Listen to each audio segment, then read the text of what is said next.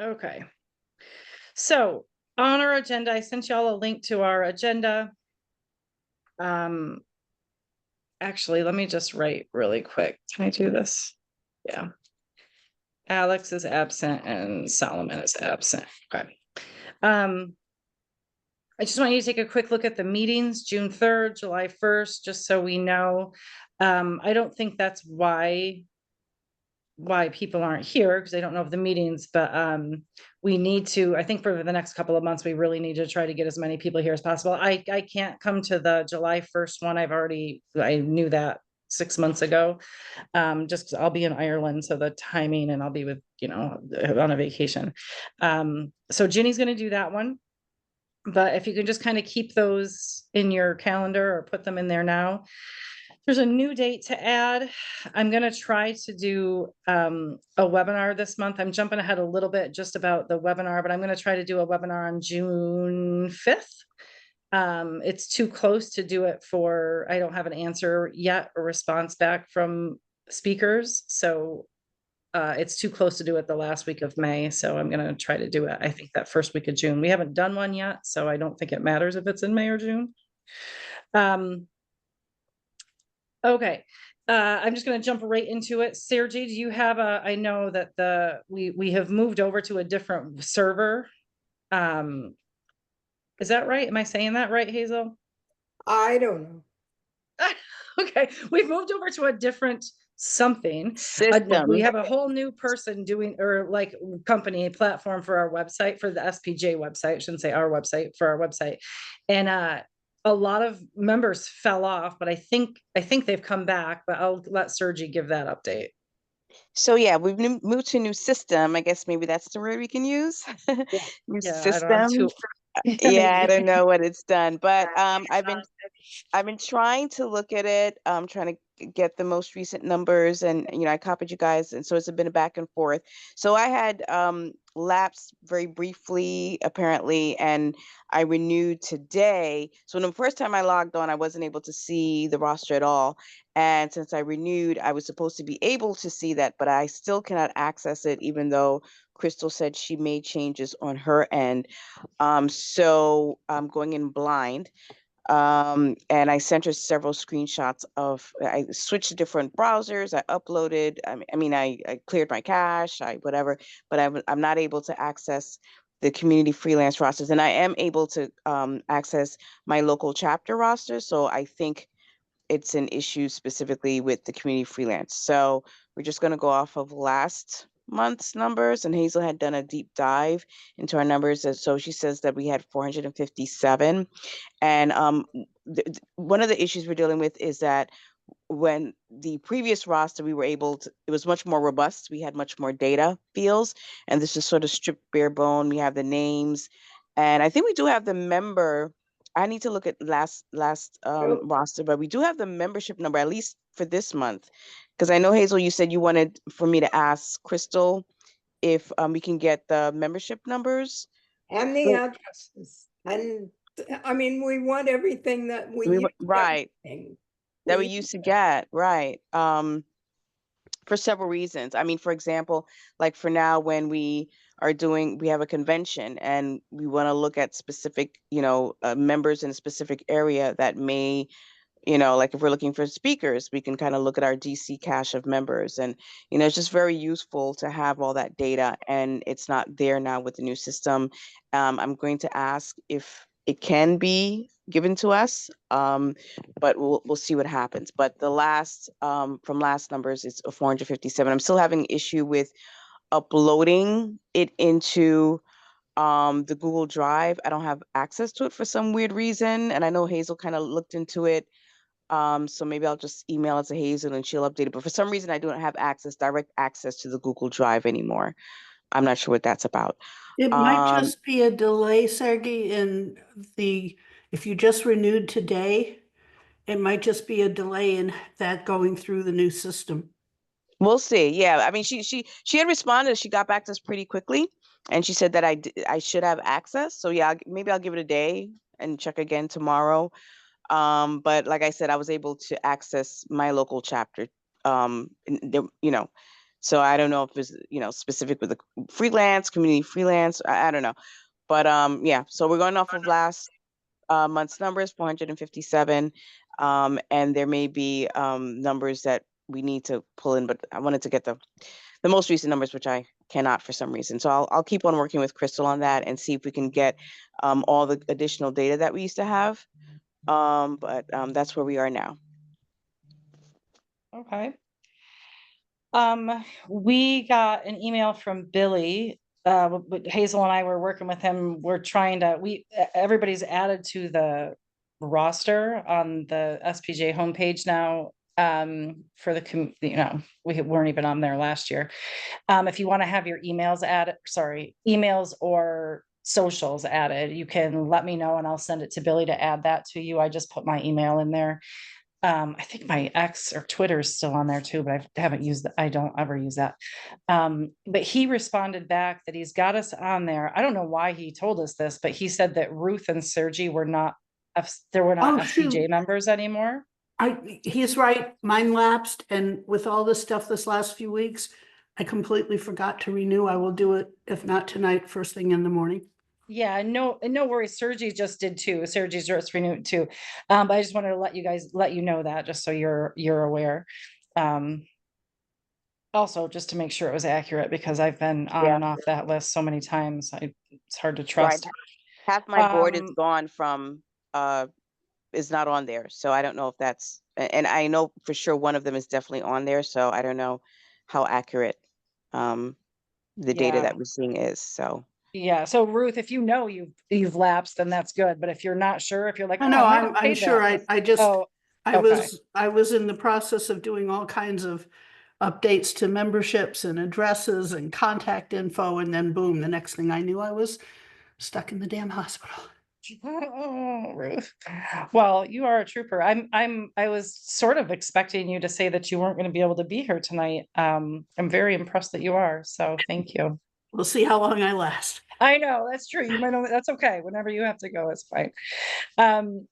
If you look at the agenda, does everybody have the agenda in front of them? So I don't need to share it. Yes. I think so. Do you want me to share it? That'd be great. Who wants me to share the screen?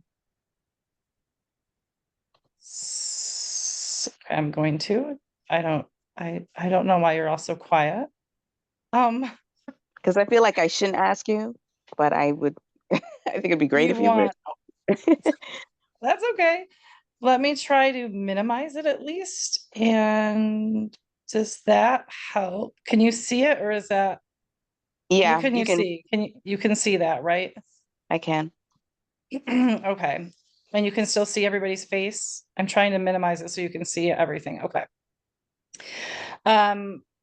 So really what I want to do, and it's going to take the whole meeting, but we really need to try to get, I know this is ambitious, but to try to finalize our top 12 sessions.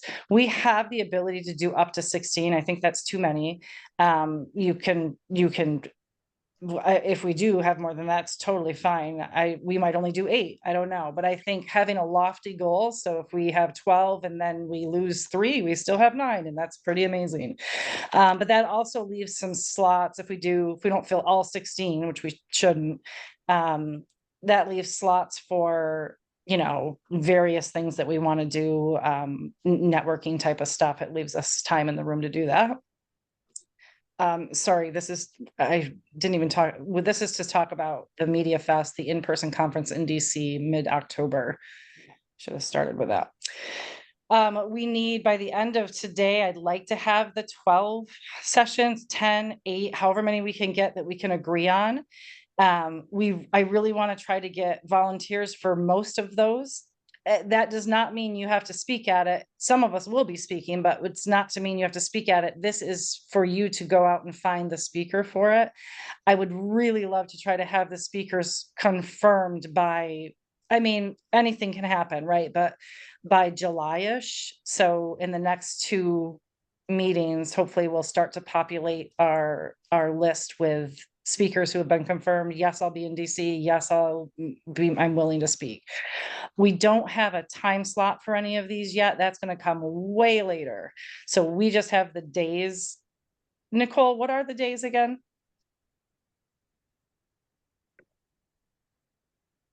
Are you there, Nicole? I believe it's the 15th through the 18th. Sounds right. With like the 15th being all of the pre-con stuff. Yeah, So it'd okay, be the 16th, 17th in the morning of the 18th. Okay, so I'm going to say 16, 17, 18 roughly. So you can, when you're reaching out to people, you can say that's when it is. Say we just don't have any final times or days yet. If you and you could even ask if you've got one day that'll work better than others, let us know. And then, so tonight, I'd like to discuss the speakers for each session. Hazel had a great idea for a speaker for a session idea. She's like, oh, you should use this person. Like, we just need to collectively put our brains together and try to come up with speakers for different sessions. I've been working on this for a few weeks and adding different speakers as I found them for different topics. It does not mean we are doing those topics because we have to all agree, that we want to do them. I just was sort of taking the ones that I think we've talked the most about and tried to find some diverse speaker options for us. I also think we need some alternates in case we have several to fall through, but that could be done next meeting. Okay, so I'm going to skip over this webinars right now. I am working on that because I'd like to do that. Those are some speakers that I have found. Hazel, do you think Mike Riley would do this with us? I can make some discrete inquiries. Okay. He and SPJ had. I know, that's what I was wondering, but if he knows this is put on solely by the freelance community, maybe he'd be up for. I think he's the best. I would like him out of all these people, but everybody else here I think would be very good. But I think I'd like to start with him. Do you and Bob know him well enough that you would? I know him well enough to write to him. Okay. But I let me make some inquiries first. And Okay. So I'm going to hold off another day or two before I reach out to anybody because I'd like to reach out to him first. But if we think it's not a great idea, then I'll move on to somebody else. If anybody knows any of those people, does anybody know any of these? Vineet Khosla, Jim Haddadin, Jacqueline Rabe Thomas, Brian Serpico? Okay. So I was going to say, I'm going to drop your name. Okay. And then to be discussed at the next board meeting are these things. So now I want to go to, it's not here.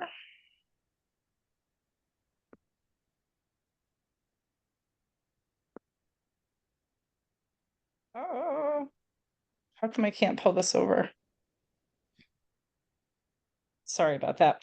I want to pull up, some of you might have this already open, but if you can open the Media Fest.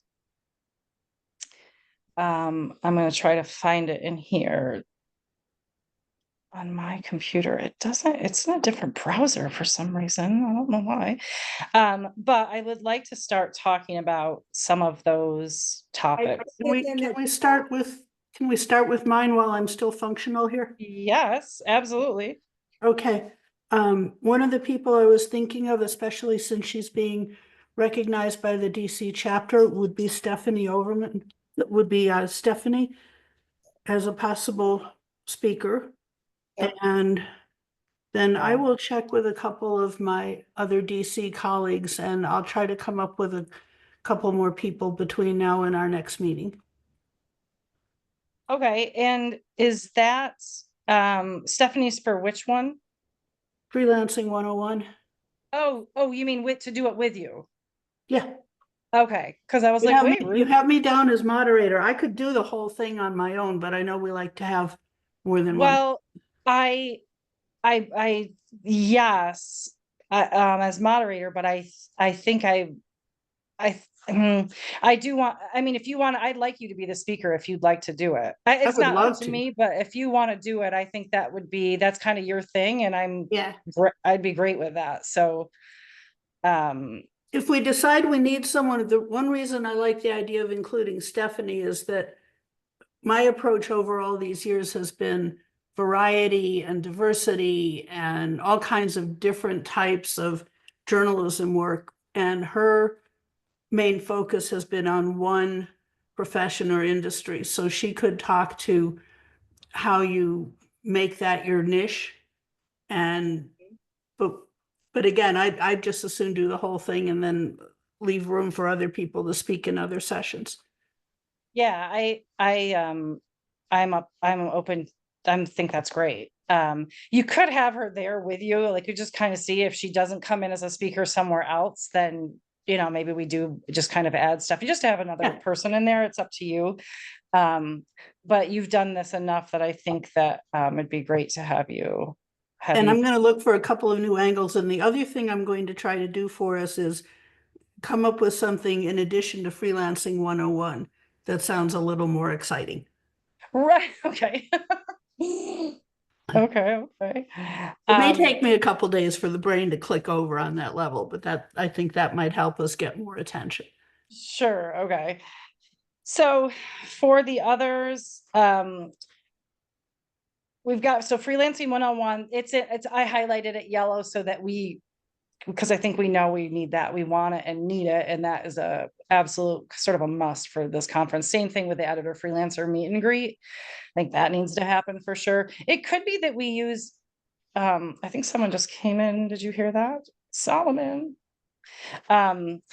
Solomon's here. Hello, Solomon.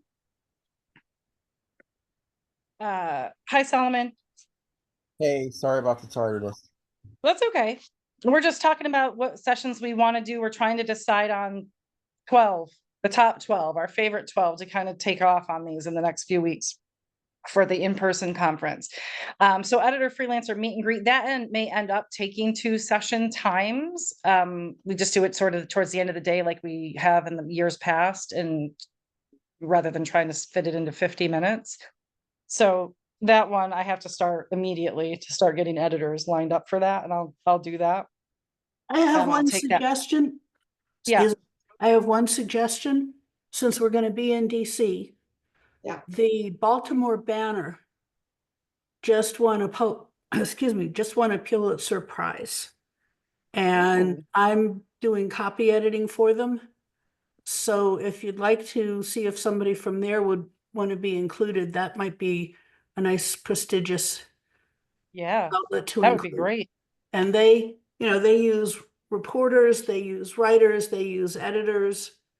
So there's a variety of options that they could talk about. Excellent. Great. I just added that to my list.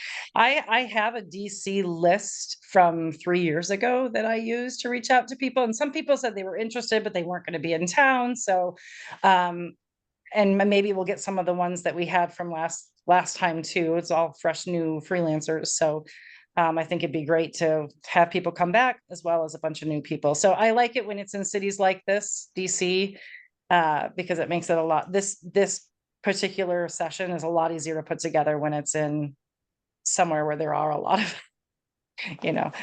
San Antonio was pretty difficult. I will just leave that there. Mastering the medium. This is what, so I would just moderate the freelancer meet and greet just because I'm going to put that all together with I'll be the contact for all the editors, but I'm not obviously speaking at it or anything. The mastering the medium, I just gave this session in, February in Manhattan at a conference. It was very well received. You had a ton of people in it. So we can repeat that one. That's been sort of a popular one. I've done this a couple of times at conferences, so I would put myself down for that one. If you all hate that idea, I'm totally open for scratching that. I just put that up there because mostly because it's already done. But my only concern is making sure that we don't overlap too much between Freelancing 101 and that version. I actually can share with you what I have. Some of it won't make sense, the slides, because it's, I'm showing, but I've been to the Freelancing 101. I don't think there's overlap. We've actually presented both of these at a conference before. simultaneous, you know, at the same, not at the same time, but you know what I mean. Building trust as a freelance journalist. I was just I just joined Trusting News last Thursday. I was one of the speakers in a session, a webinar. We had 99 people attend this webinar. And it was outstanding, very incredibly useful for freelance journalists. It's a little bit different of a topic that we've done before. I think it was outstanding. I wouldn't be part of it. We can just have Lynn, and there's another woman, Molly, that do this. Lynn Walsh and Molly. Lynn Walsh is a past president of SPJ. And I can't, what's her, is it Mucher, M-U-C-H, or something like that, Hazel? I can't remember her last name. RCHA maybe. Oh, M-U-R-C. Okay. I see you putting it in there. Thank you. This was a great session. I was part of it. We didn't need to be. I was just sharing what the freelance community does, what we do, what resources we offer, but take that part out just with what they are talking about. It's an excellent session. So I was glad I got to be part of it and see it. Cause I'd put this ahead of anything that I'm presenting. Like I'd put that ahead of mastering the medium if we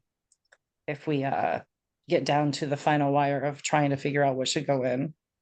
The next one is the freelance toolkit. Hazel, did you hear back from Samantha?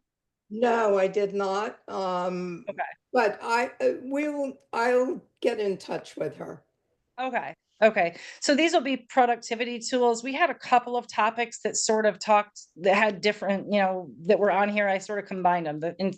We had another topic on freelance toolkit. Wasn't called that, but I sort of put them all together. Time management, that sort of thing. Time management comes up a lot in all of my various groups, so I think that's a really good one to include. Yeah. I think too, as a freelancer, just especially, I mean, I think it's a good reminder for older freelancers or seasoned freelancers too, is like setting the boundaries of when are you done working? You're working from home. Are you always working? Because I've been in that trap where it's 11 o'clock at night and I'm still working, you know, and how to cut the time off and say, okay, these are my hours. This is when I'm working. I just think there's a lot of stuff in there that even seasoned freelancers would be interested in hearing.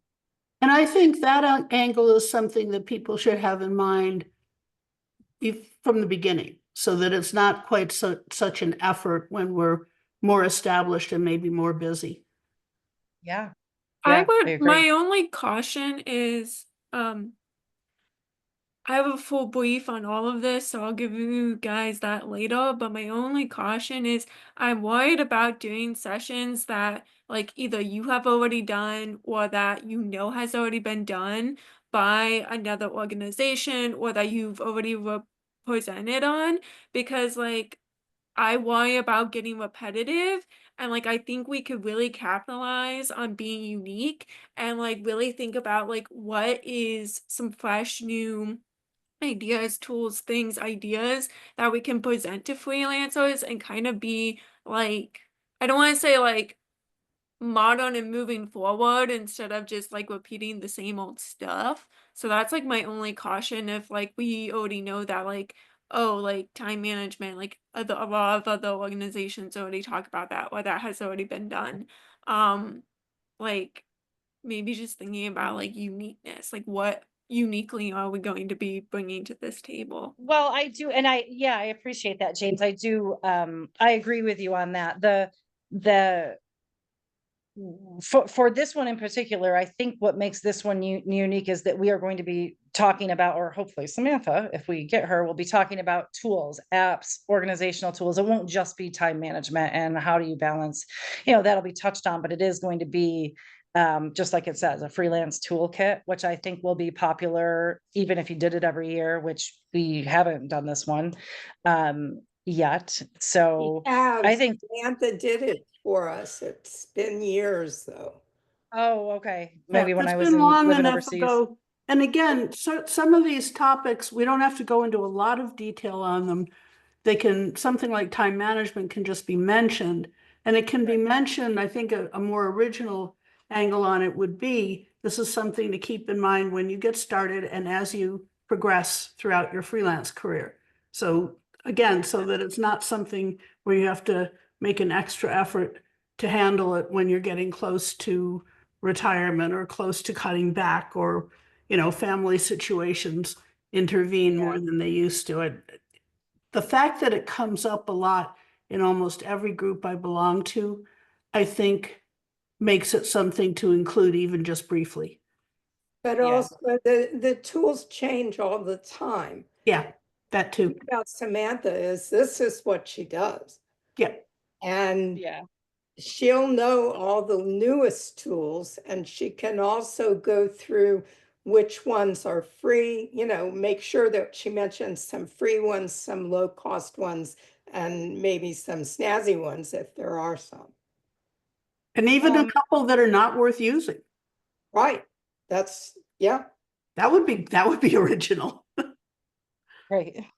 And regarding the other ones, I think we always need some type of freelancing 101 for the people who are there, who maybe are full-time journalists thinking about going freelancing. There's gotta be a baseline. So I know we've done that one before, and Ruth will freshen it up every year.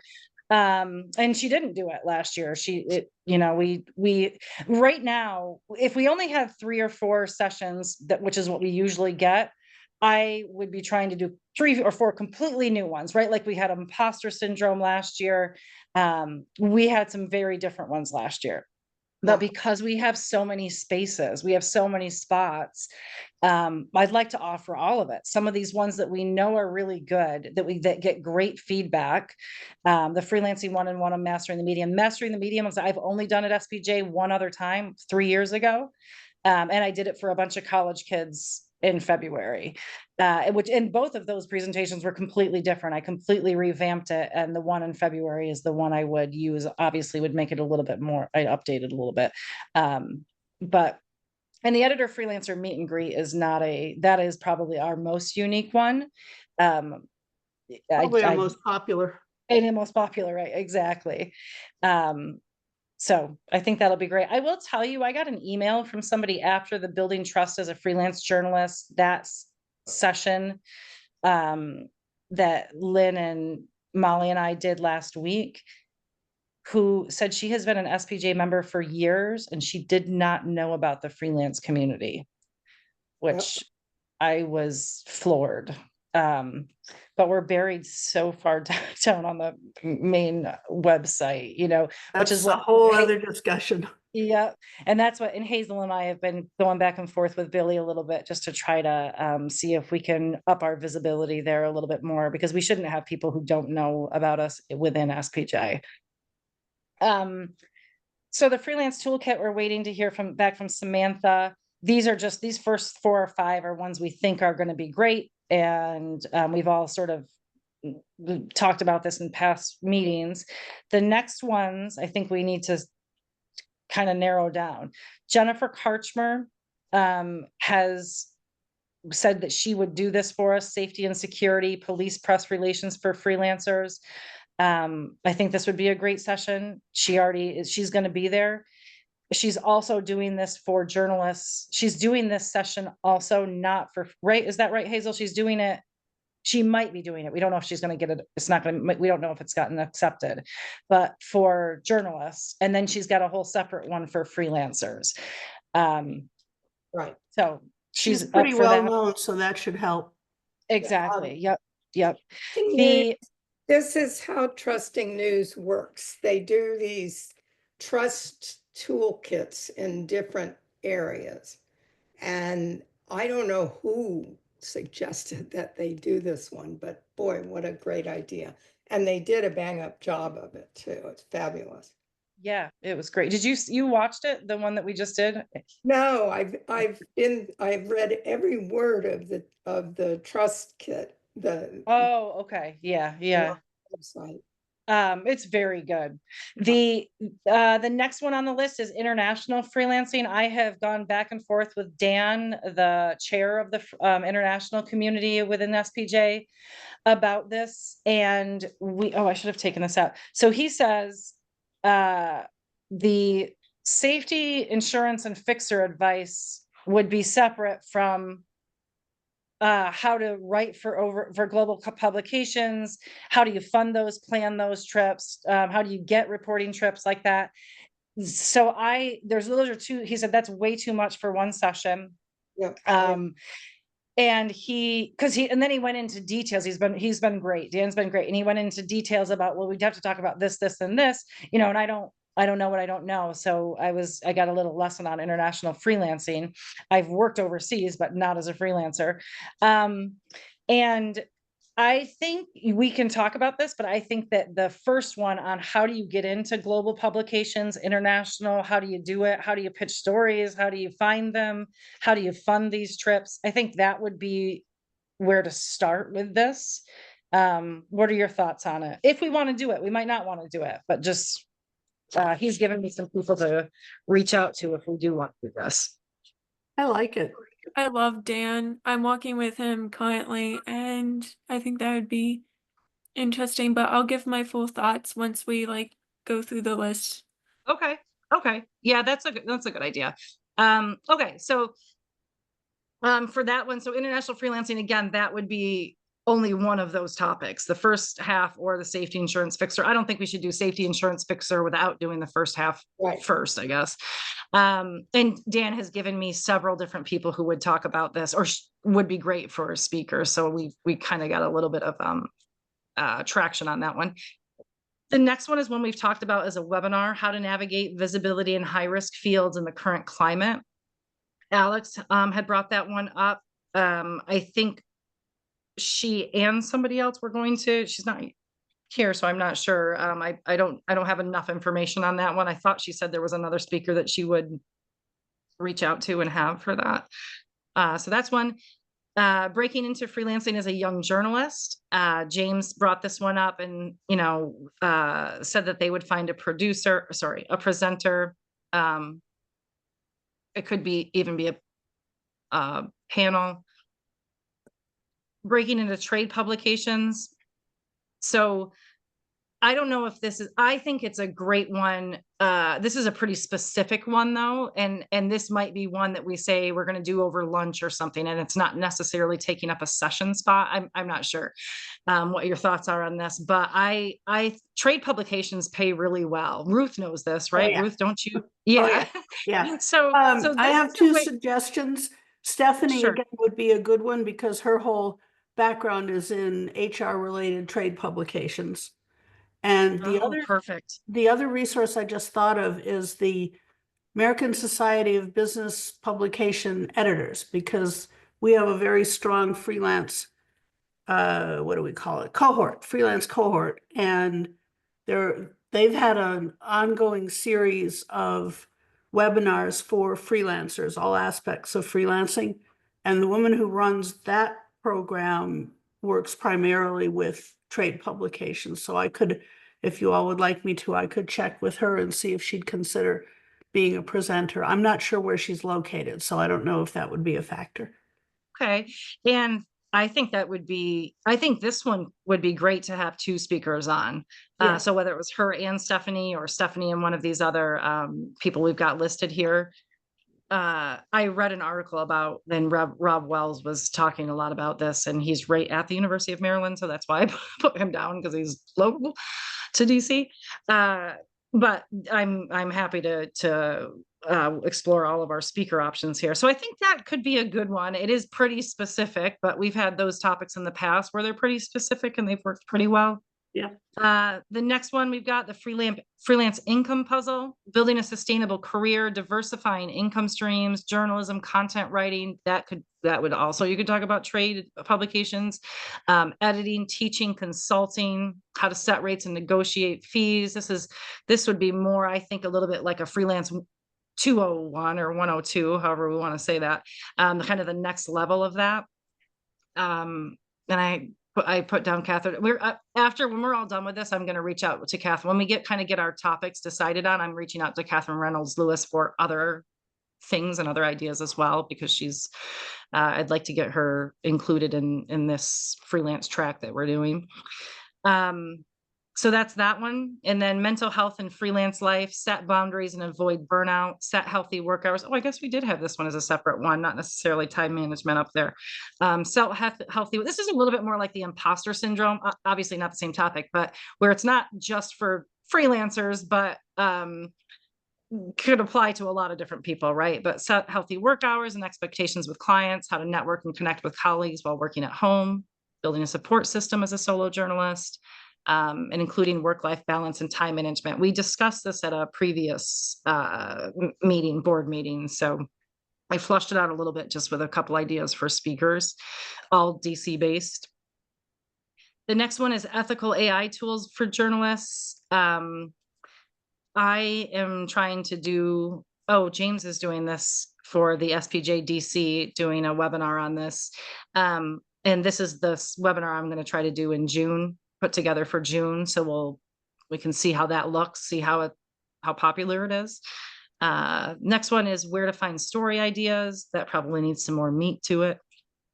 Next, social media presence and objectivity for freelancers. Social media, staying objective, backlash for solid journalism on protests and other divisive topics. Solomon and James were quite vocal about that one last time. Mastering the freelance hustle. Oh, time management. Okay, so maybe I didn't combine all of these yet, because that seems like that would go up to one I of those like other the ones. Mastering the Freelance Hustle title, but I think we have too many references to things that are too similar. Yep. And we can come, and that's what we'll do with this. Like, which ones can we kind of put together if we want to do them? The next one, this is one that Solomon brought up last time: nonprofit news, newsletters, outlets for communities of color, outlets for marginalized communities, community newspapers, off the beaten opportunities of freelancer. This is a little bit like the number 11, the freelance income hustle, building a sustainable career, diversifying income streams. We could sort of combine that, but this one has more of a, the outlets for communities of color. I think things that people might not know are out there. I think this would be a great one to get people from those communities to speak on this and really reach a great, really fill a need, I think, for freelancers who are, trying to find papers to work at or trying to find outlets to work at that they identify with. So that's one. And then data-driven journalism for freelancers, tools and techniques. The $1,000 story, how to command higher rates as a freelance journalist. This could probably be we could talk about that when we're in one of the other ones. I love this idea, write first person essays you can sell.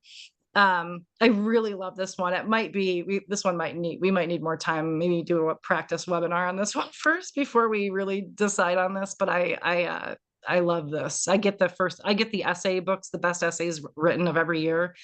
And they, obviously they're in all sorts of different magazines, but they're really good. And then next, inclusion and diversity in freelance work. And I found some, as I was going through these, I found some, I just picked a topic and tried to see if I could find any possible speakers. And then newsletters, blogs, and speech writing for freelancers to generate revenue. Solomon has that one in there. So that one we could probably put up with number 17, nonprofit newsletters, or with with the freelance, diversifying your income.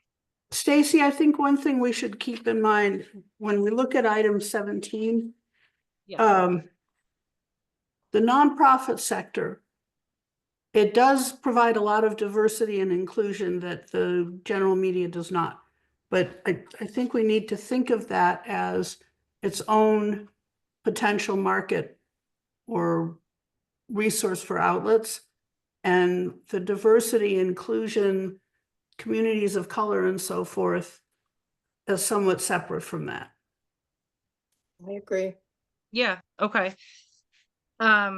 And Solomon, this was your idea last time. Can you talk a little bit, because this was not number 17 was came from you. Can you talk a little bit more about that and what you envisioned? Sure. So let me go back up to number 17. Second. I have too many windows. Why do I have so many windows? Not happy with that. Too many windows. Okay, there we go. I closed it and reopened it. That way I can see what I'm doing. Okay, so number 17. So I would not include. So first I would get rid of off the beaten opportunities, because a lot of these, a lot of the papers that speak to specific communities are regular newspapers. So I wouldn't call them off the beaten path, because they're like regular newspapers. They're part of their communities on a regular basis. Then Okay. the inclusion and stuff like that, I wouldn't put that with those papers. I would just say that we talk about those papers and invite people from those papers as another resource that people don't know about. That's separate from talking about inclusion, because inclusion is this bigger concept that everybody wants to talk about in general newsrooms. This is about, which we all talk about ad infinitum, and then kind of it just falls off the earth. So I'm not really a big fan of those talking points. I think it's more informative and more helpful to just speak to papers that approach those communities to begin with, right? So that's kind of where I'm at with that. So that would include papers from communities of color, marginalized communities from the LGBTQ community, immigration communities have their own papers, and they win prizes. Many of them went, like two of them, I think the Washingtonian, I think it's called, won something in DC just recently. Washingtonian is a magazine. Right, it Yeah, wasn't something like that. Washingtonian. Because even, I'm glad to know it's still around. I think, are you thinking of Street Sense, which is put out by the homeless community? I'd have to go look at the one. Somebody sent me an email today, and as you know, I don't remember names well, but it was a paper that's associated with communities of color and talks about those types of what some people would see. Washington City paper, Oh, Is City. that what it was? City paper? I I thought believe, they yeah. died. Yeah, it's not, I think that's right. It's not city paper. At City, I can. I just want to get back on track with this Yeah, I can find topic. that in your I email. think Solomon, what you're saying, I think we need to take nonprofit news and newsletters out. That goes up Yes. to the diversifying your income stream, and the 17 is outlets for communities of color, outlets for marginalized communities, LGBTQ, community newspapers, and we're taking off the beaten, taking that off. And this can be fleshed out more. This is just to sort of get us the topic. I'm going to take that part out at the end. why can't those papers be just a part of the editor's panel? I would that well. Oh, I I'm gonna get any speakers we have who's an editor. They're also going to be on our editors panel. Okay. The editors panel is a where we get freelancers in there. We split into groups, and the editors of each publication tells those freelance writers how you can write for our publication, what you need to do, how to pitch stories, who you pitch them to. So it's those kinds of specifics. Okay. Yeah. The other thing we can incorporate into one of these, and I'll look at it more closely in the morning. Maybe the diversity and inclusion one at item, what is that, 21, is just the existence of organizations like the NABJ and the Pacific Islanders and or I think it's Asian Pacific Islanders Association, Hispanic journalists and so forth as resources. We don't have to go into a lot of detail, but at some point in one of these sessions, we should include a little bit of a laundry list of the organizations for journalists who are not necessarily main media. So And I've written for most of them. Yeah, so I mean, I was a fellow for the Asian American Journalists Association, Right. which is like one of their highest awards, and I'm obviously not a member of that community, even if I see myself as an ally to that. I'm not a fan of inclusion and diversity talks, to be honest with you. They waste a lot of time. Right. There's a lot of time about how to improve stuff, and then you could use that time to just bring in editors and writers and talk to them, you know? Just not a fan of that. There's a lot of them. I think a lot of them are used kind of to fill space, and that's what they feel like a lot of times. When people see those, they glance right over those and they don't show up. I think, like Ruth was saying, when we're talking about resources, we need to include other organizations that speak to specific communities as resources. I don't think we do that enough. That would be nice. I mean, the International Women's Journalism Fund offers training programs for everyone, not just women in journalism, right? So I just talked to a photographer who took one of those things, something that they did, and was suggesting that to other editors, just because it's a good program. Fire, all these other programs, that speak to First Amendment stuff. So I think that is something that we should figure out where we should shoehorn that in, because we definitely should include that. I think the other thing we're missing, Freelance 101 is kind of like how to get started in freelancing, but we don't have anything that speaks to finding a gig, right? So I don't really think I think that's something that we really should have I as usually include tips on that though. Yeah, but I mean, for a lot of people who don't see themselves as beginners, they don't know how to find gigs. That's something that I wanted to include and like breaking into as a young freelancer, of seeing like possible pathways. Like, does that mean starting your own Substack? Does that mean finding a gig? Okay, where do you go to find said gig? What type of gig do you look for? And I also feel like some of my first gigs have been newsletter writing gigs. Like I wrote the IIJ's newsletter, and that was still a part of my freelancing journey. So talking about those things, but that is like one thing that I definitely wanted to include in freelancing, like breaking into freelancing as a young person, because you are so right, Solomon. Like when you're just new and starting out, you don't know. You don't know where to find these gigs, you don't know what to look for, and you don't know that you can, do things like Substack and things like that. So into speaking to that, there's a lot of so I know people who work at papers and they work there for a long time. Then they leave, they have lots of connections. They're not interested in trying to learn how to connect to an editor. They already know how to write a letter to an editor, right? But there are people who are starting out. Maybe they were doing science writing, which is a very small community, or they were doing something so specific and they have no idea how to reach out to other people, where to go. They don't know about these boards. This is also a good opportunity for us to talk about what we offer for people to find work and go into detail about that. Maybe even talk about how we find that stuff. So I mean, there are people Before Solomon, when you just said that, I wonder if we should have not necessarily a session, but a lunch and learn or whatever. Instead, I think we should do that. Exactly what I'm going to write it down. Exactly what you just said, where we show people how to find the contests, the grants, the fellowships, tell them about the freelance fund, tell them about how to reuse the pitching resources, walk them through it, show them how to use it. I think that is an incredibly valuable lunch and learn, or whatever we want to call it. Since this will be in person, maybe something in writing, maybe just a one sheet list of all of those resources. I'm just going to write this on this. We can have more than one lunch and learn, but I'm going to what the freelance community. I think that's also something where you can get and recruit people into the community once you have people talking about it. This is the time where you break out your sheet and get names and numbers. And I love that. I love that. Sign-in sheet.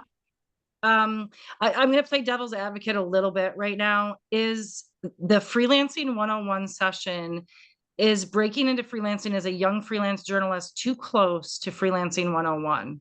No, I think no, because it's two different audiences. It's the young people who are maybe just about to or just graduating. I include the idea that freelancing 101 can be useful for people who are younger and newer to things, but that's more for people who have some kind of experience and track record and are trying to figure out what to do with that as freelancers. I actually have an separating update them is on a good idea. Freelance 101.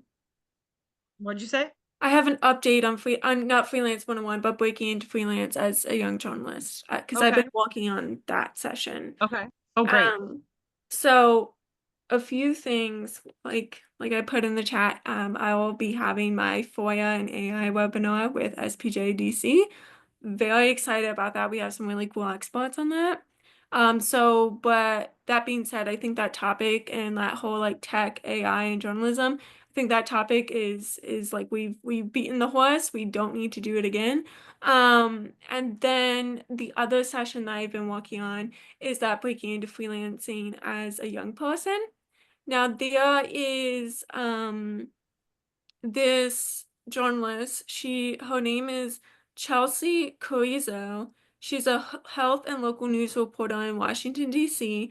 And so she works for like the DCS, Washington City paper, etc. And she teaches a course at a local university on freelancing as well, which that caught my eye. And she also has a Chelsea's Guide to Freelancing, like a freelance start guide. So she could be a possible good panelist, because if she actually teaches a course on freelancing at a local university, I think that's peak.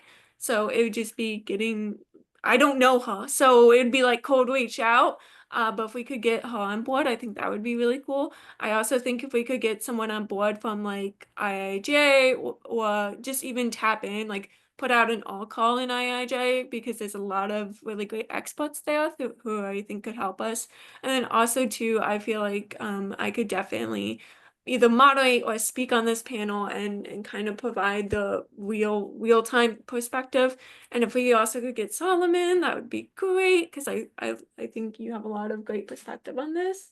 I'm But not. what I really want to focus on with this session is like, hey, kids, they don't teach you about this in college, because the idea is to get a full-time journalism job outside of college. So this would be about breaking down of like why you may have to consider freelancing, and then actually getting started, which some of the basic foundations that helped me was getting involved in different organizations like SPJ, like IIJ, like, your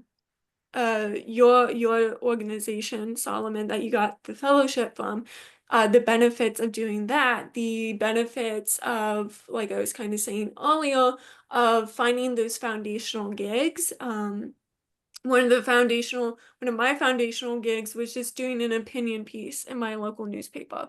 So talking through how you go about getting something like that. And that was through networking. So maybe even briefing folks a little bit, young freelancers a little bit on, networking and whatnot. And also just overall talking about, because like Ruth, as you were saying, freelancing 101 is more like, okay, good, you have all these years of experience, but this is more like starting out from ground zero and having experts and having perspective on how to start out on ground zero. So I'll pop my ideas for speakers in the doc. And I also feel like I really I love the safety idea for what a session. I love the building trust idea for a session. I kind of also broke out the minorities and the newsletter sessions. I think it would be great to do more like resources, like here's some organizations that you can go to, and resources that you can use, because like Solomon said, sometimes as minorities we're used as props, or what kind of feels like that, or fillers, and we definitely don't want that. I also really love this session on kind of diversifying income, as you were saying, because like I said, some of my first gigs was doing newsletters and whatnot. So I think that's really great. I love the idea of like editor meet and greets, just also making sure that we're being diverse in that. I love the idea on the international community.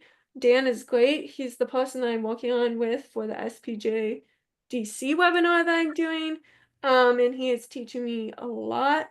And I also like the idea of we didn't get to talk about it much, but it's on the list, of doing social media for freelancing. I was at the National Press Club Career Day back in March, April, something like that. And there was a person there from Host, who was talking about how he leveraged social media as a journalist and as a freelancer. And I definitely think that is something that folks have to kind of navigate, tap into, because like with young folks, I always see like, how do you use social media responsibly? Like you're not posting things that that don't look good on you, or you'll walk there. And with the older folks and the more seasoned freelancers, they're like, I don't know what this is. I don't know how to use it. I'm still using Facebook. I'm like, oh goodness. Okay. We can. Hey, I'm still using Facebook. And I'm still getting projects from Facebook connections, so don't put it down completely. So, but those are kind of my updates. That is what I've been kind of working on. And those are kind of just my overall thoughts. And again, Okay. of that thought of being fresh and moving forward. And also making sure that we are including a variety of freelancers, including young freelancers, freelancers of, different identities, different backgrounds, different experiences. And different types of freelancers who write versus freelancers, who may do broadcasts or photography or videography, so that we can have a sampling kind of for everyone. I think this list has got that covered for the Yeah, most. I do too. When I was looking for speakers, that is if I find two speakers, it's one of them always has to, I need to make sure that it's a, female, identifies, as in the LGBTQ community, or is of a diverse background. There's so many out there. It's very easy to find people. So I don't think we'll struggle with that. Because there's just so many. There's so many people that are doing great things. But that's good for everybody to keep in mind when you're coming up with speakers, of course. Okay, so thank you for that, James. As James was talking, I was going through and sort of, after this conversation, like trying to put them not necessarily in order, but sort of moving the ones that we've really talked about and seemed passionate about a little bit more towards the top. The ones we haven't really talked about, I've kind of pushed them down to the bottom. That doesn't mean that's where they have to stay. But I want to take them I just want to kind of get a finalized list. We're at 7:02. So I want to have a list. The first four, I think we're set on, right? We know we want those four. Yep. And I think international freelancing, with Dan's help, I think that would are we in agreement on that one? Or maybe not yet. That's okay. Freelance toolkit, productivity tools, organizational tools, tracking time. If we can get Samantha Sunny, what do we think about that one?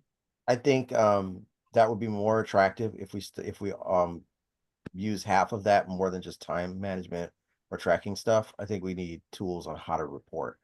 Like there are I just went to Catchlight, because I went to the Northern Cal SPJ thing, and then I went to Catchlight as well.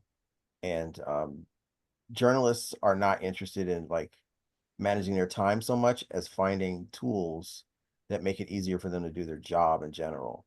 So I think if we can keep that in mind for that, then yeah, the tools are great. Like one of the things that I find is that like I'm a big advocate of Trello, which I've told everybody about, and I hate Apple, but that's a whole separate bias on my part.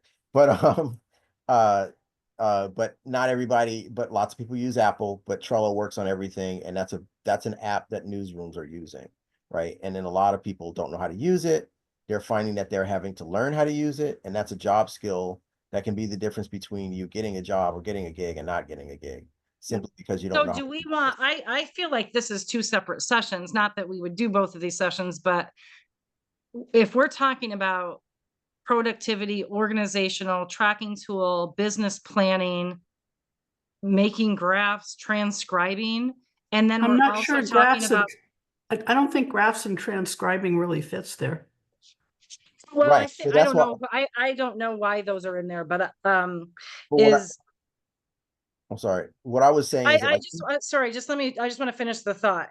I think we're on the right track. We just need to make sure, what do we want this session to say, if we want this session, and do we need to, what you're saying, tools on, I still think if it's like how to do your job, tools on how to do your job better, faster, that is also to do with time management.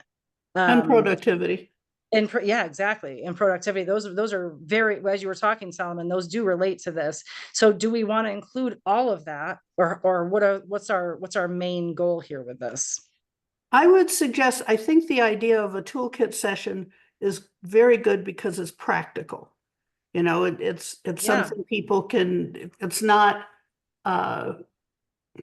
it's practical. I can't say it any better. And I think we might want to use a title along the lines of, you know, new and current tools for these various parts of the freelance life. But I think one way or another, a toolkit session would be top of my priority list. I'm going to share with you what I made earlier today. Can you see the screen? Yeah. These are tools that I've found: pitching and idea development, interviewing and transcription, research and fact checking, writing and drafting, data and visuals. There's a lot more than just these three or so that we've got in here. Organizational workflow. There's a lot. This is just a quick search. This is too much probably to talk about in one session, but I think that these all relate to each other. And some of them are like what you're talking about, Solomon: pitching, idea development, writing. I just found out, I didn't know about the Hemingway app until now. But there's lots of good apps in here. There's also an important caveat, which is that some of these things are not reliable. Grammarly is renowned for errors. So anything Yeah. that we mention, we have to make sure to include the caveat that Yep. not all of them are reliable and accurate. I think that's a great thing to include, to make sure that we say that Trello is in here too, an organizational workflow, Solomon. And again, we don't have to do this list. I'm not saying that, but there's a lot. I think that if we say, yes, we want to do one on a freelance toolkit, we could just leave it at that for now. And then we can start thinking, what do we want in there? What do we really want? What do each of us want in there as freelancers? What do we want to know more about? And which ones do we ourselves use, if any? I mean, I know when I started working with the Baltimore Banner a few weeks ago, they have a much more complicated production process than I'm used to. And the editing, the copy editing, I can practically do in my sleep, but trying to get used to their platform was something I've never seen before. Almost everybody I work with lately has a different platform and a different workflow, workflow process. So again, that's something we don't have to go into a lot of detail, but we can mention as there are these different tools. Just be prepared for your freelance clients to have a requirement to use some of these tools.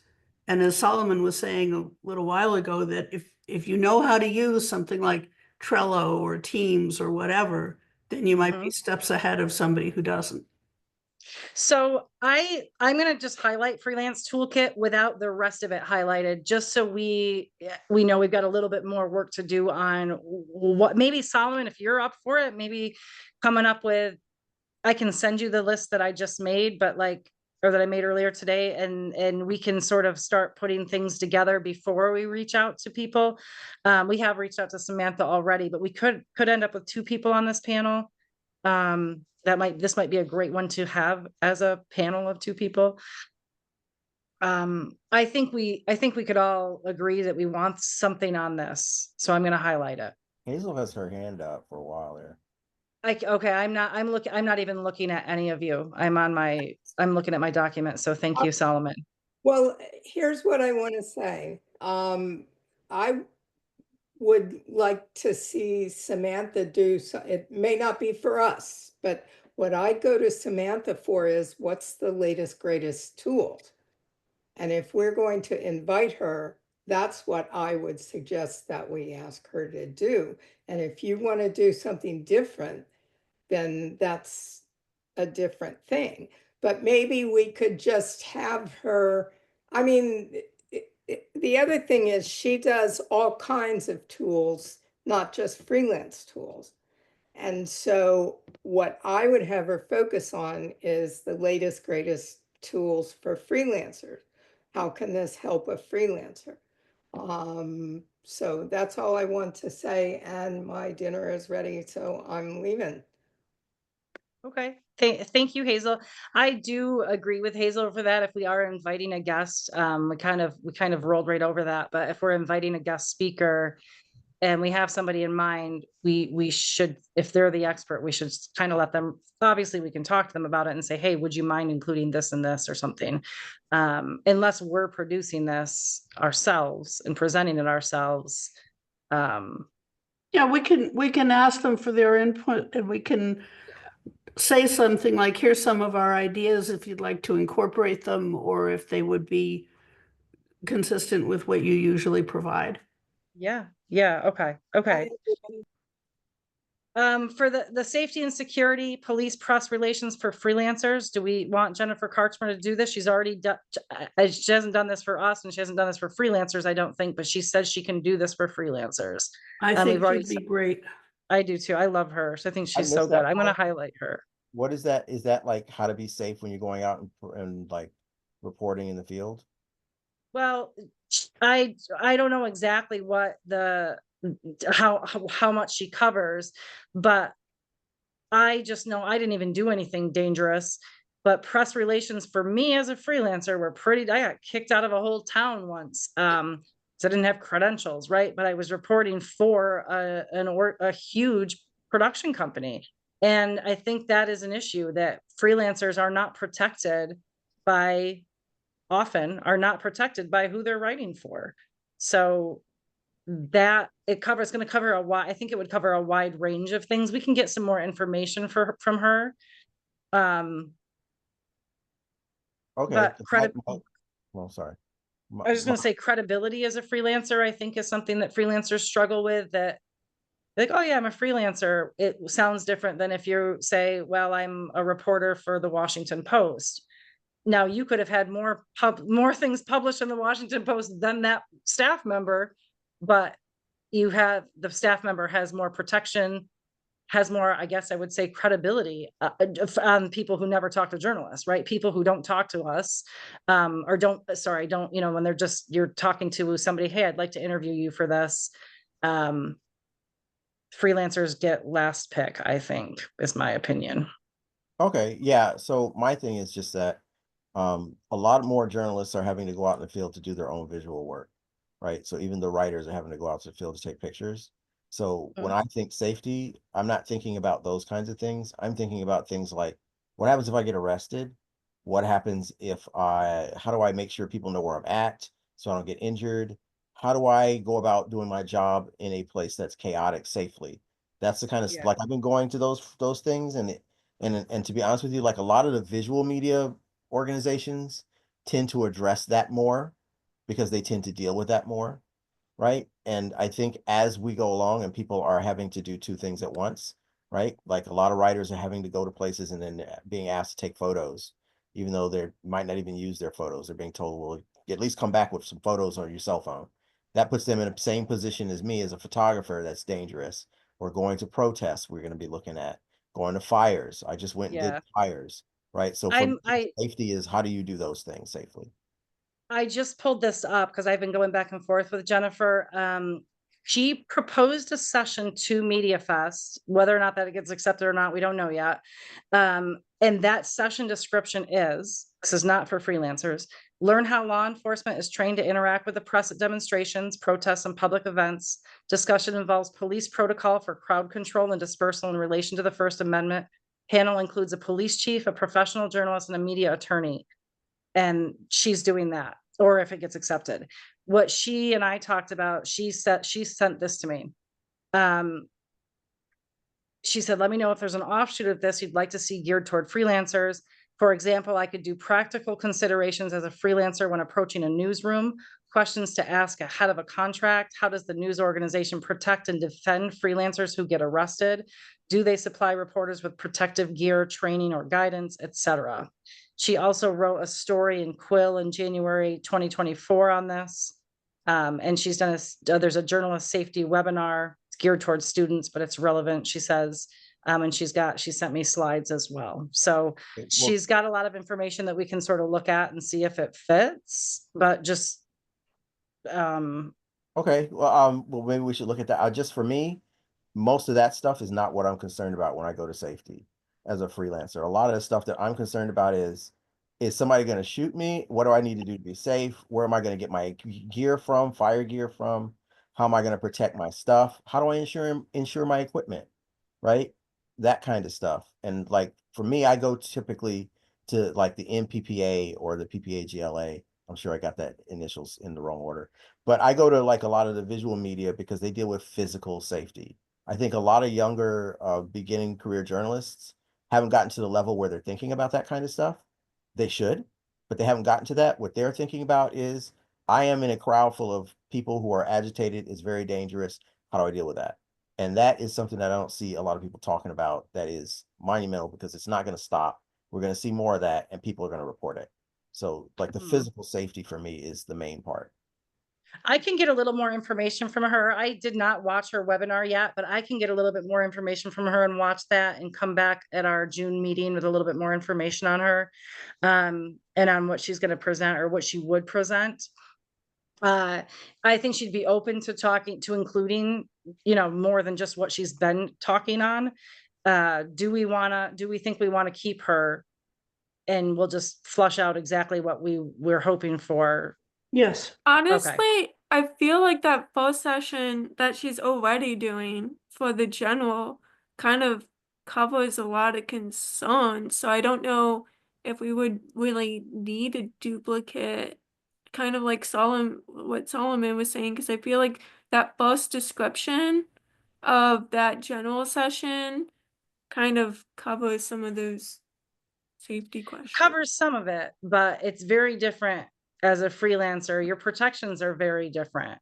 If at all. Yeah. Yeah, exactly. So I think there's a lot of details in that a lot of freelancers do not know about. And I also think one positive way of using the fact that she might be doing the general session is she could then say, these are the kinds of things that happen with, or that you need to be aware of when you're when you're in a full-time position, when you're working with a known outlet. We will have a freelance version of this topic later in the conference.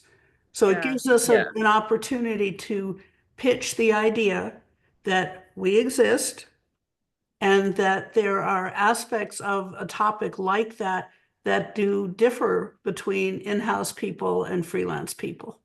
I think And I do think that there's enough difference for sure, having been in this business for 25 years, that I mean, I've gone to these conferences and sat in on sessions where only about 20% of the session applies to me, because they're talking about how do you work with your editor in the newsroom, or whatever they're talking about, which didn't apply to me at all as a freelancer. So I think so you could go, if you go to this session as a freelancer, her general session, there's going to be a lot in there that she's presenting that you're not going to have the protections, because as a freelancer, it doesn't apply to you. So I actually think, especially in this climate that we're in right now, this is probably one of the more important ones that we would do, just that makes more sense when you explain it like that. I was just confused. Okay, that makes more sense. And also, I'm glad you brought it up though, because it's good to talk about. And Solomon's points about physical safety, if we don't make that part of our conference track, that I think would make an excellent webinar, lunch and learn, however we want to do it. That would be something very much worth doing, especially because we probably don't pay quite enough attention to the freelancers who are working, not so much doing double duty, but those who are out there on the street at demonstrations or at events where it could get ugly. I think that physical aspect of safety is something we could really do a good session on, if not part of the conference. And so like the reason I bring that up is because it's rarely addressed. Yeah. So I've been to like several of these conferences. I've been to different ones from different organizations. And when they talk about safety, 9 times out of 10, it's usually either legal liability type safety, or, trying to cover your butt with like, what you're writing, that kind of stuff. And it's rarely physical safety. The only people that have ever really discussed physical safety have been visual journalists because they absolutely have to be somewhere, you know, and they are oftentimes in the front because that's where the photos are, where the video is. So yeah, I think that a small talk would be fine. I mean, there are basics that you need to know regardless of what you're covering to make sure that you're safe, and a lot of that stuff that people don't consider, because we're getting a lot of freelancers that are going to places to cover things that they don't normally cover. You'll find people from business magazines now at protests and stuff that normally don't cover that kind of stuff, and they don't even get a briefing about physical safety because it's a guy who was in his office and he reports on business. He's never had to do that. So I think that is monumentally important. It's something that's missing, that is rarely discussed, and I'm fine with having that as a discussion because I can participate in that. I think some of some of the laws that we need to be aware of. I mean, when you're covering a protest, where can you physically be versus, when law enforcement gives you a directive, do you need to listen to them? Like, what are the specific laws that you need to be aware of when you're in the trenches? And do you have to listen when they tell you to step back versus, versus whatever they're telling you out in the trenches? So I think that'll be an important aspect as well. Guys, I'm starting to fade. May I make a quick suggestion?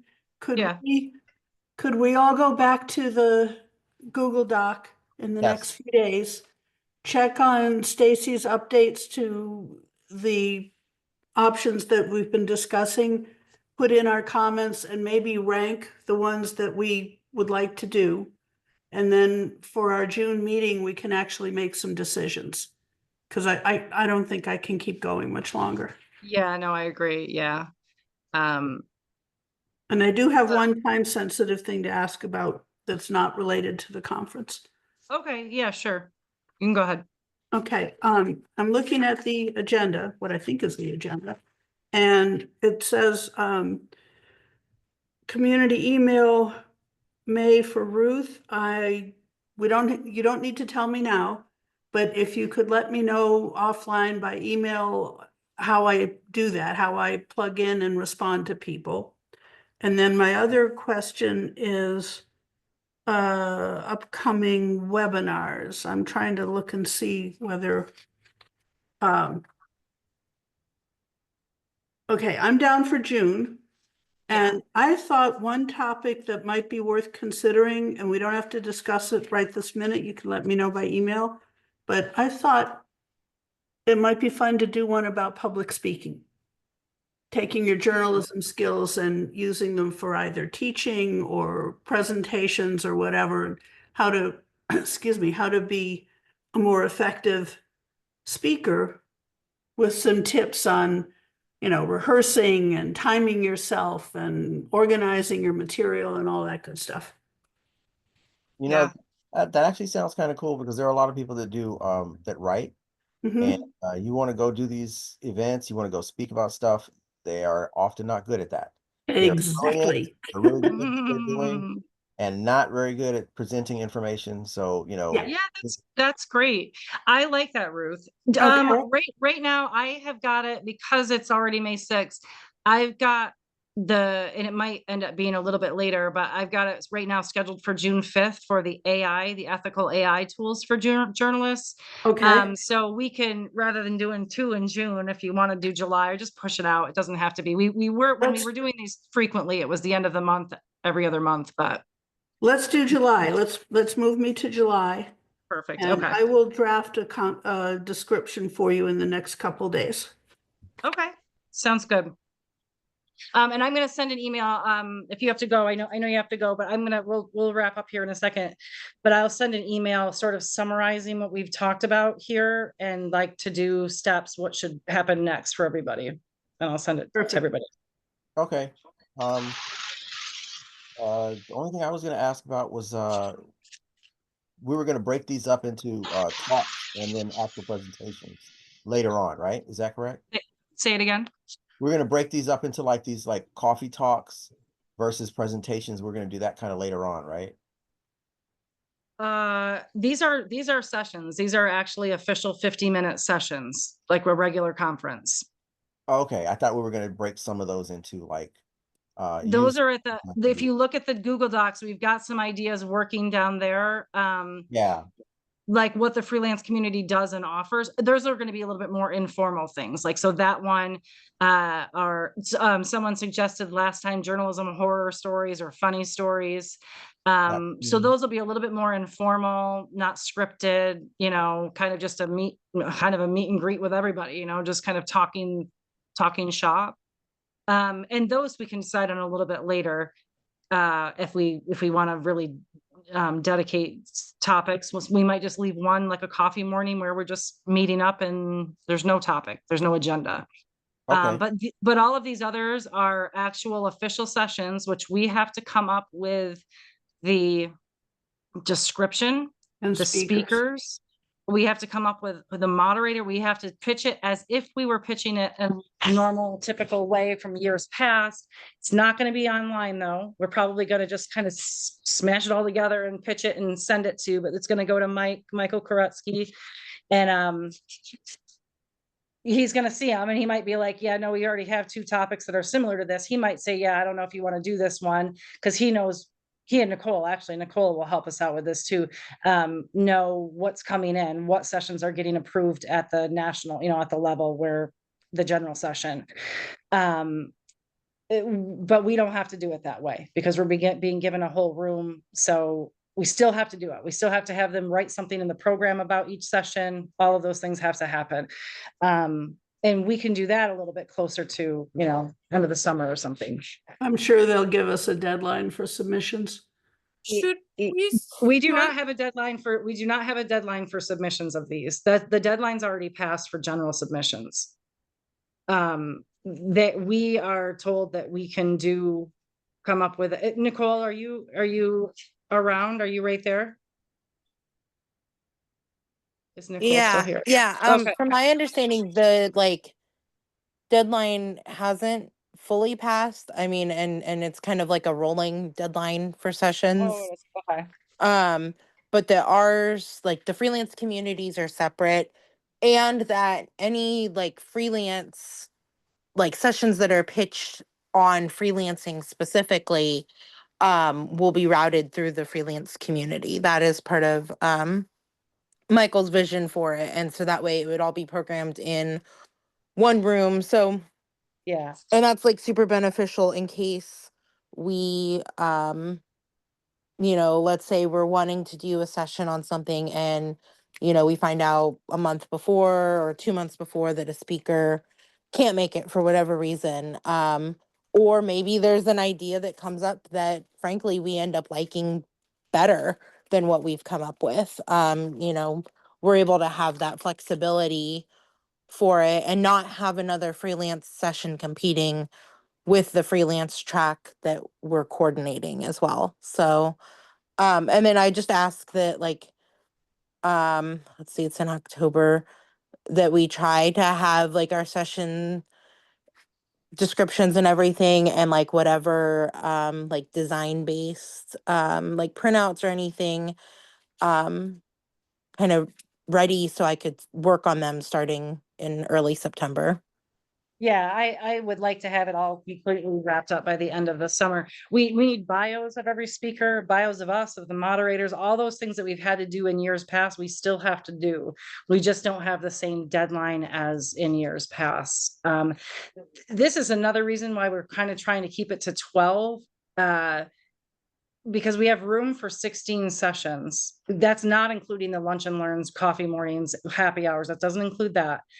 But if other people pitch a freelance, we want to give them space to do it. So we don't want to get our hearts set on 16, not that we would really produce that many anyway, but we don't want to get our hearts set on it and then exclude everybody else, right? We want people to be able to come in and use our room, you know, and just collaborate together on that. So that was one of the other reasons I failed to mention. And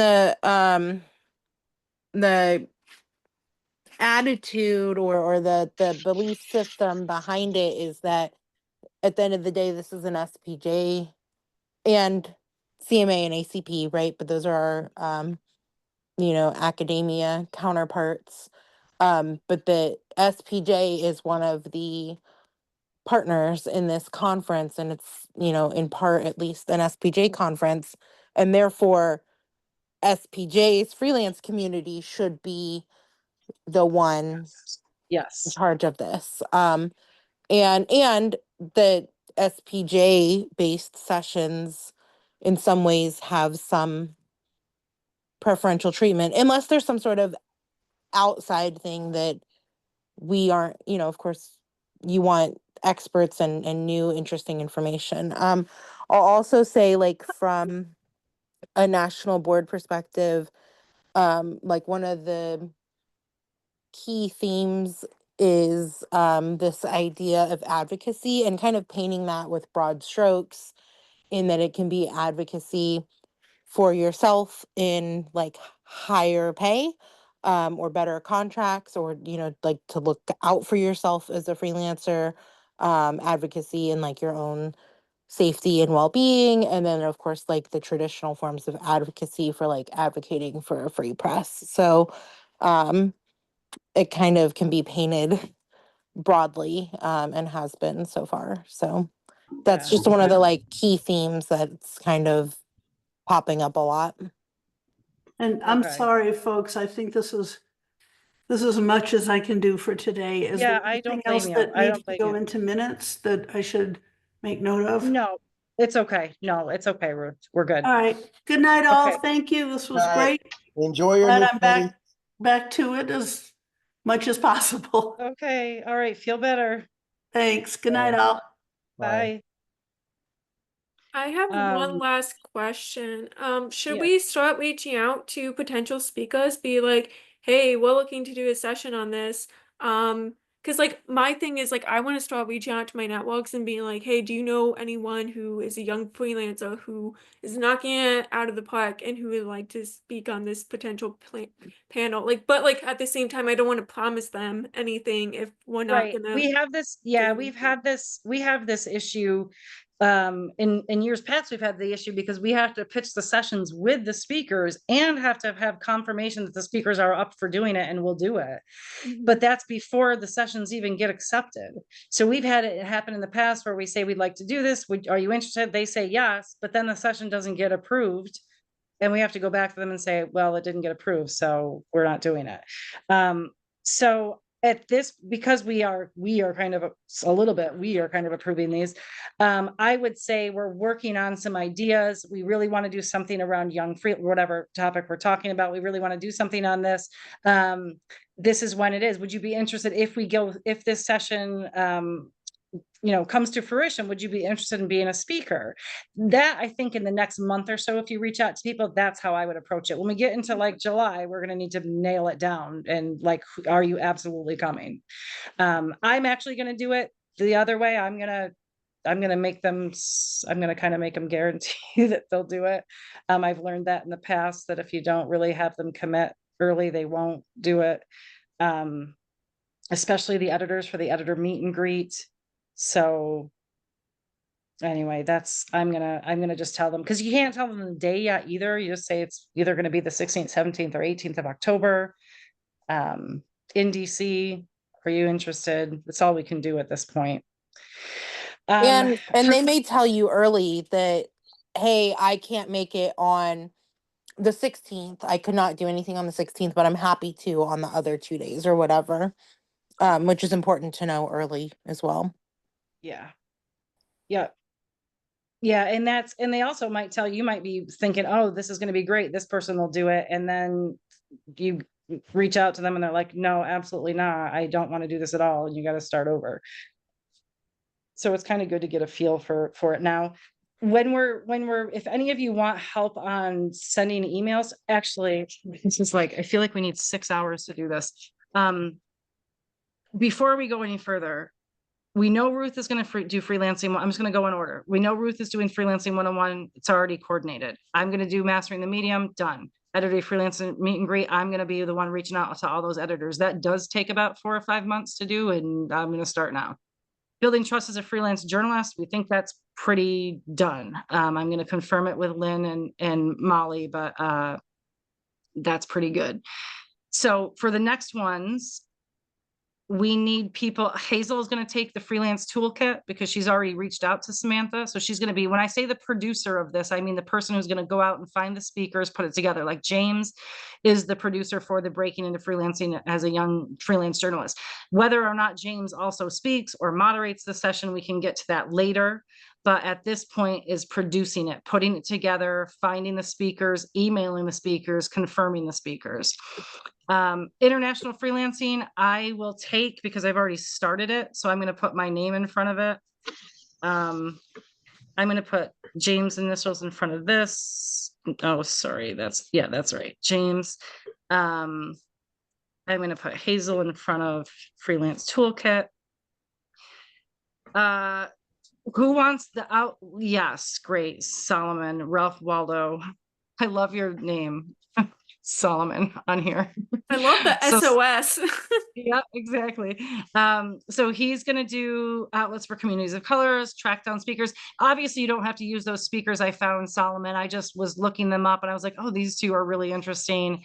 They might, I can't remember if those are, I was really looking for people in DC, Philadelphia, New York City, that were close enough to just say it would make it easy yes for. Yeah, But I've never done this before, so I might have to reach out to you offline. Yeah, please do. I know you hate free- phone calls, but it's easier for me to I understand. will talk on I will do it on the phone. The freelance income puzzle. Does anybody want to take that one that doesn't have one yet? I'll gladly do it. Okay. So Nicole, so you can find those. Don't reach out to Catherine Reynolds Lewis yet, because we want to see. I'm going to reach out to her after this meeting is when Hazel and I are going to reach out to her to see what kind of collaboration she wants to do. She runs, she has a whole other organization, but Tim might be a good one, but you might also have people that would be, Hazel really likes Tim too. We talked about him already. Breaking into trade publications. Does anybody want to take that one? She can say no, but let's put Ruth in that one because she talked about that one and having contacts. And then that's 11. That's a lot. Are we good with those 11? I think so. I was just trying to figure out where was the because I'm looking through here. Where's the one about people who are doing are we just dumping all of the I'm sorry, I'm having a hard time with words. It's like I'm sundowning here. I was going to sign up for the time management one. I don't know. Oh. Are you guys still doing that? The mental health and freelance life? No, the time, well, I think it was a time management. I'm driving, so I'm not sure how you label it. Well, what we have the productivity tools. That's for the that's the freelance toolkit, and Hazel's already working on that with Samantha. And that was like organizational tools, productivity tools, apps, that tracking time, that sort of thing. But also we have one on that is our number 12. Doesn't necessarily have to be in that order, but we still have room for more. Is mental health and freelance life, set boundaries and avoid burnout, set healthy work hours and expectations with clients, how to network and connect with colleagues. Is that the one you want? I can do that one, yeah. Okay, so I'm going to put, there is a lot of SOs, SOS, SO, and SOJ in our board. You can just put me down as pickle chips. Okay. So Sergey, I've got you on that one. It's number 12 on the document, and I've already got some names in there. You can completely ignore those names. I was just trying to make some headway and get some ideas. No, that's fine. That's simple. I can reach out to those. I mean, if you've vetted them and you like them, then I don't have to start you need to vet them more. I just kind of looked them up quickly and just put them on as options, but they're all in DC. That's what I was looking for. Okay. And James is here. Good. So some of these, the safety and security, police press relations for freelancers. Do we want to put somebody on that? Wait. Go back. Say that again. I'm digging. Number 6. Number 6. Safety and safety and security, police press relations for freelancers. This is the Jennifer Karchmer one.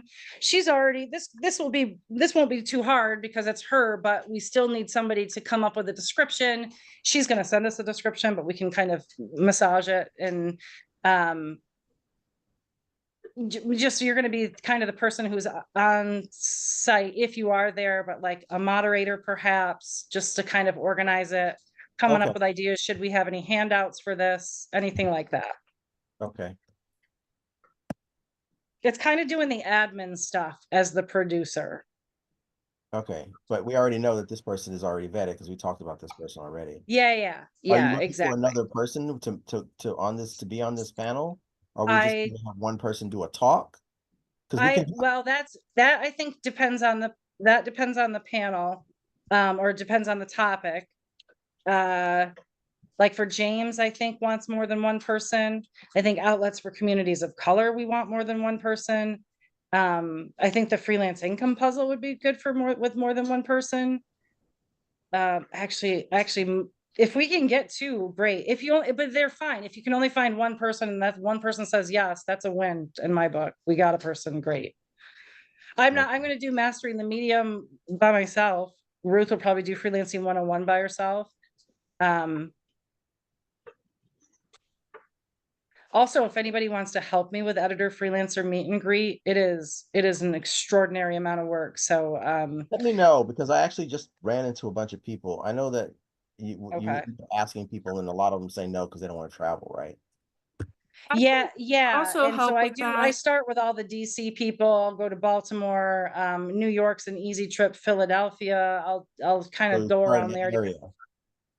Yeah. And I Okay. do broadcast. I do TV producers. I do news directors, really. Photo editor. Those are a little bit harder to get when RT NDA is not in it, but I'll see if we can find someone. Okay. So I moved to DC on the 17th of May, so I could definitely, that's something that I could help you with and admin with you with. So. Okay.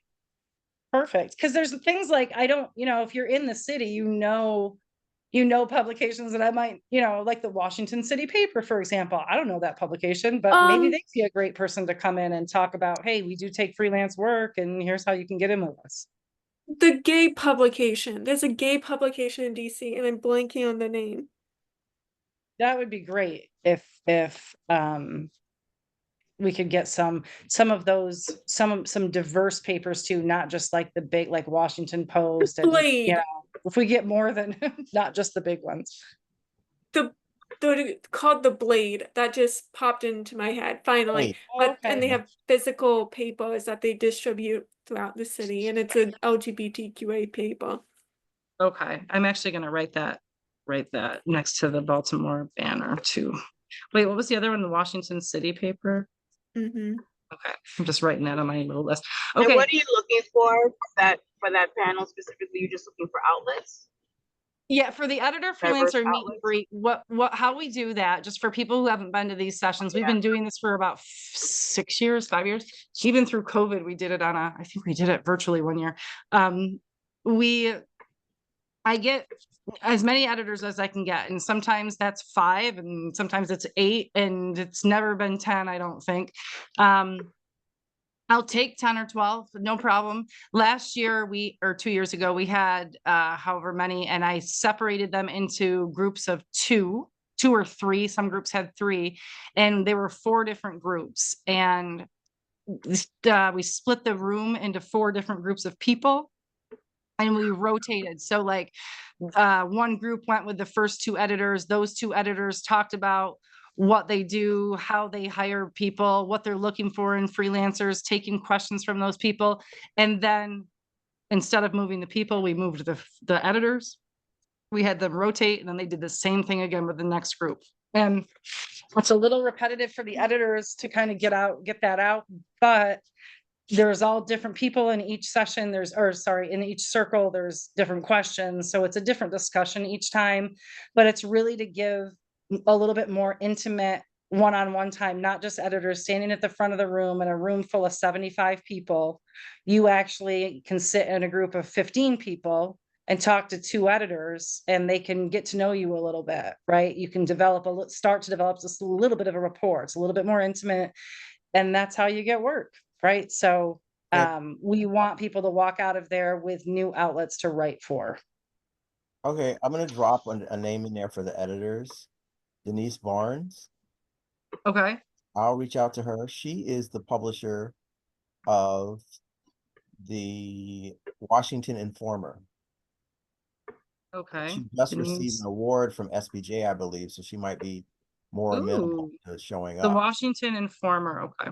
Yeah. Denise Okay. Warlock Barnes. Amazing. Thank you. I Right. will try to, I have a friend who suggested that I call her about work.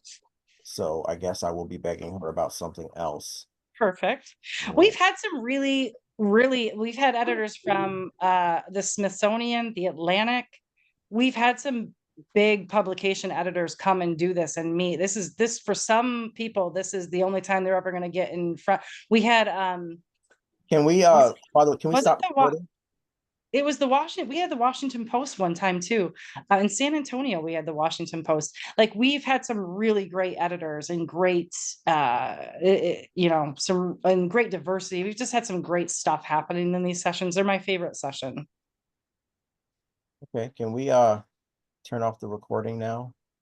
Well, I guess we can. Officially end our. I kind of forgot that we were still doing it. Thanks for telling me. I forgot we were still on this. I'm just looking at my document. Okay. Let me stop the recording.